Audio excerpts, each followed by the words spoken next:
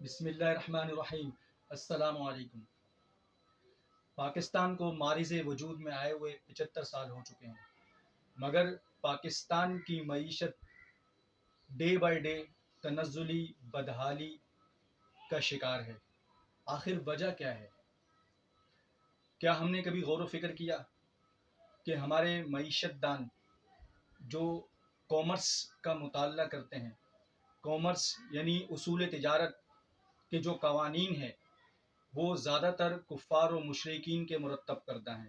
زیادہ تر پروفیسرز غیر مسلم ہیں، تو غیر مسلم جو ہیں ان کا تعلق ریلیجن سے نہیں ہوتا، وہ تجارت کو مذہب سے علیحدہ رکھتے ہیں، اس لیے ان پر مذہبی قوانین کا کوئی اطلاق نہیں ہوتا، نہ وہ مذہبی قوانین کو کوئی اہمیت دیتے ہیں۔ مگر بحیثیت مسلمان اور پاکستانی ہمیں کامرس کا مطالعہ کرتے ہوئے، اصول تجارت کا مطالعہ کرتے ہوئے اس بات کا خیال رکھنا ضروری ہے کہ کیا یہ قوانین قرآن و سنت کے مطابق ہیں یا نہیں۔ اگر ہم نے اس بات کا خیال نہ رکھا تو پھر جو آج معیشت کا برا حال ہے، اسی طرح پاکستانی معیشت تباہی کا شکار ہوتی رہے گی۔ خالق ارض و سما اللہ تعالیٰ نے قرآن کریم فرقان حمید کے ذریعے سے ہماری رہنمائی فرمائی ہے، ہر دنیا کے ہر ایک معاملے میں ہماری رہنمائی فرمائی ہے۔ قرآن فرماتا ہے کہ اور سود یعنی ربا سے بچو۔ سود گویا کہ اللہ تعالیٰ سے جنگ کرنے کے مترادف ہے، مگر افسوس کہ گزشتہ 40 سالوں سے بالخصوص پاکستان جو ہے وہ سود کے گرداب میں جکڑتا جا رہا ہے۔ سود کی وجہ سے آج پاکستان معاشی بدحالی کا شکار ہے۔ 25 سال پہلے پاکستان کی معیشت اتنی بدحالی کا شکار نہیں تھی۔ 90s میں ایک شخص کماتا تھا، گھر کے 10 افراد کھاتے تھے، مگر آج گھر کے تمام افراد کماتے ہیں اور کسی ایک فرد کو کھلا نہیں سکتے۔ تو آج ہماری روزی سے برکت ختم ہو گئی ہے۔ وجہ کیا ہے؟ وجہ یہ ہے کہ آج ہماری معیشت کا تعلق سود سے ہے۔ پاکستان کی معیشت میں سود کا سور گر چکا ہے، پاکستان کی معیشت کے کنویں میں سود کا سور گر چکا ہے۔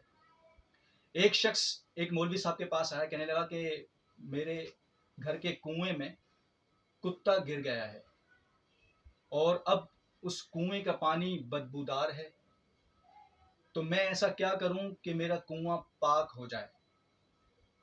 تو مولانا صاحب نے بتایا کہ جی 200 ڈول پانی نکال لیں، کنواں پاک ہو جائے گا۔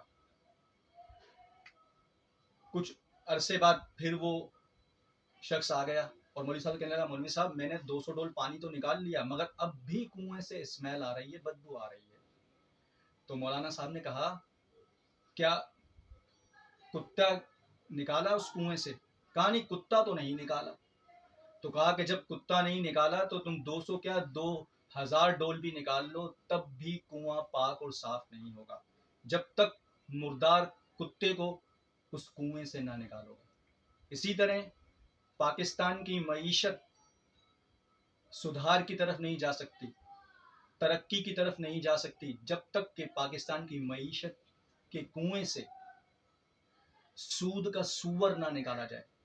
جس طرح جانوروں میں سور نجس اور ناپاک ہے، اسی طریقے سے تجارت کے اصول و قوانین میں سود، انٹرسٹ نجس اور ناپاک ہے۔ سود کا لین دین معیشت کو ناپاک کر دیتا ہے، بے برکت کر دیتا ہے۔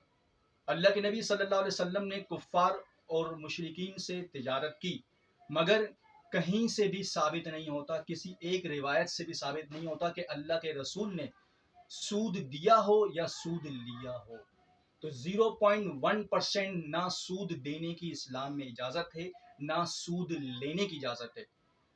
تو اگر ہم قرآن اور سنت کے مطابق اپنی معیشت کے نظام کو قائم کریں گے تو پھر پاکستان ترقی کی راہ پر گامزن ہوگا، خوشحالی کی راہ پر گامزن ہوگا۔ اور بدحالی کے گرداب سے نکل جائے گا۔ تو میرے ہم وطنوں، ہم نے پاکستان اسلام کی سربلندی کے لیے حاصل کیا تھا۔ قائد اعظم محمد جناح رحمۃ اللہ علیہ نے فرمایا تھا کہ پاکستان کی معیشت، تجارت اور اس کے قوانین کا تعلق قرآن و سنت سے ہوگا۔ پاکستان کا قانون قرآن و سنت کے مطابق ترتیب دیا جائے گا، تشکیل دیا جائے گا۔ مگر افسوس، آج ہم نے قرآن و سنت کے قوانین کو پسے پش ڈال دیا۔ یہی وجہ ہے کہ گزشتہ 20-25 سالوں سے ہم تنزلی، بدحالی، غربت اور مہنگائی کا شکار ہیں۔ اگر مہنگائی سے بچنا ہے، غربت سے بچنا ہے، بدحالی سے بچنا ہے، خوشحالی کی طرف بڑھنا ہے، تو پھر سود کو ختم کرنا ہوگا، سود سے بچنا ہوگا، سودی نظام کو نیست و نابود کرنا ہوگا۔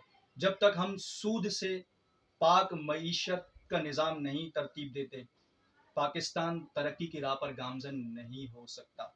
تو پاکستان کو ترقی کی راہ پر گامزن کرنے کے لیے، پاکستان کی بقا کے لیے، پاکستان کی سالمیت کے لیے اب ضروری ہو گیا ہے کہ سب سے پہلے ہم خود سود سے اپنے آپ کو بچائیں۔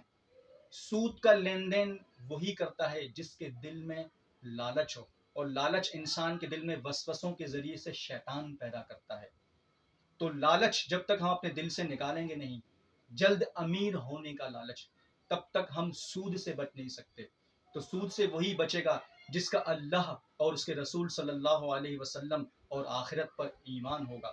تو ایمان کا تقاضا ہے کہ سود سے بچیے، سود سے لوگوں کو بچائیے۔ جب تک سود سے بچیں گے نہیں، لوگوں کو نہیں بچائیں گے، تب تک پاکستانی معیشت ترقی کی راہ پر گامزن نہیں ہو سکتی۔ اور دوسری وجہ پاکستان کی بدحالی کی کرپشن ہے۔ تو پاکستان کی معیشت کے کنویں میں دوسرا جو نجس جانور ہے وہ کتا۔ تو پاکستان کی معیشت میں کرپشن کا کتا بھی ہے، پاکستان کی معیشت کے کنویں میں۔ تو ہمیں پاکستان کی معیشت کے کنویں سے کرپشن کے کتے کو بھی نکالنا ہوگا اور سود کے سور کو بھی نکالنا ہوگا۔ تو خالق عز و سما ہمیں قرآن و سنت کے مطابق تجارت کے اصولوں کو سیکھنے اور اس پر عمل کرنے کی توفیق عطا فرمائے۔ آمین۔ وما علینا الا البلاغ المبین۔